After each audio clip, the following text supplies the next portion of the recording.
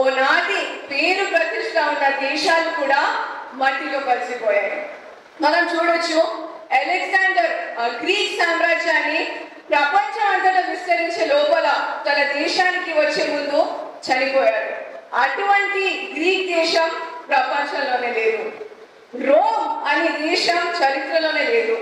అదేవిధంగా Assyria, Sumeria, మెసోపొటామియా, Babylonia, అదే కాకుండా ఈజిప్ట్ చరిత్ర కలిగిన దేశం. దాంట్లో కూడా మిగిలిన 2, కింద మమ్మీస్ పైన ఆకాశం. సో ఈ 28 దేశాల సభ్యత సంస్కృతి కాలగర్భంలో కలిసిపోయింది.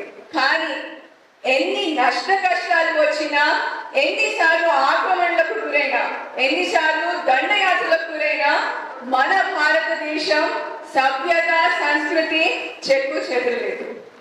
So we must always feel proud as an Indian.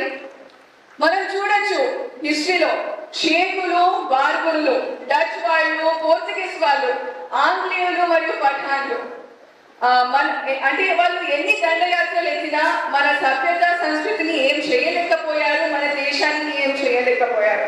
So 1857 నుంచి 1947 వరకు నానా సాహెబ్ పేష్వా, ఝాన్సీ లక్ష్మీబాయి, తాంత్యా తోపే మరియు 3,50,000 మంది దేశం కొరకు ఊరి కంబాలను ముందు పెట్టుకున్నారు.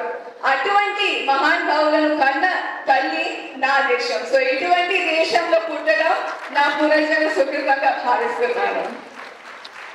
ఇవన్నీ నేను మీకు ఎందుకు చెప్తున్నానంటే, సూర్యుడు అలసిపోతే భూమికి చంద్రుడు తోడు ఉన్నట్టు జీవితంలో ప్రతి ఒక్కరికి ఒక తోడు ఉంటుంది.